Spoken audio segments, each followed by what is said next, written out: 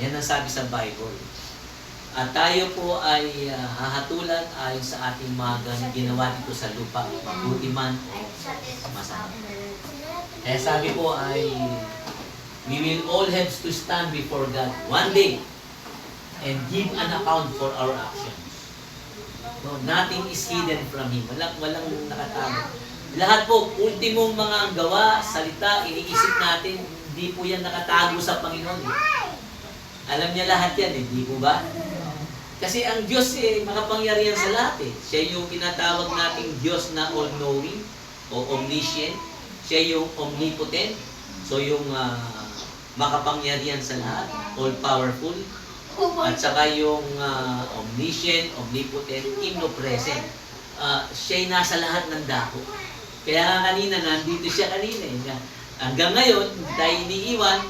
No? Lagi tayong kasama.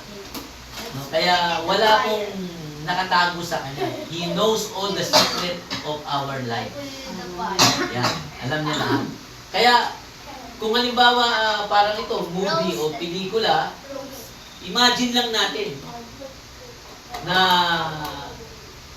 sa sandaling ito, that God is about to project the movie of your life sa malaking screen. Kasi, makikita doon lahat yung ginawa natin. Di ba? Imagine natin. Lahat, naka-record. No? Kaya sabi nga naalala ko isang record, sabi ni David, Panginoon, kung kami ay haharap sa iyo, nakatala lahat ang aming kasalanan. Nakatala, naka-record. Ano kaya ang kahantungan namin? Kaya sabi, kaabag-habag ako. Kaawa-awa tayo. No?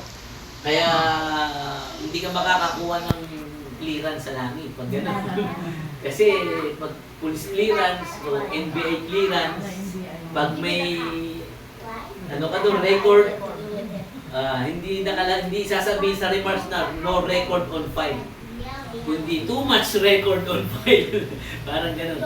Hindi sasabihin sa NBA na no derogatory record na walang ginawang hindi maganda. Hindi ka naging law-abiding citizen. Okay?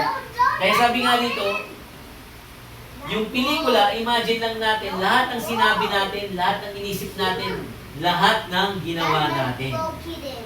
No? Pati yung mga sikreto. No? Makikita lahat. Ano ngayon ang pakiramdam mo? Kayo po, ate ko, ano magiging pakiramdam mo? Ang gano'n ang nangyayari, ang magiging, how would you feel? Kabado.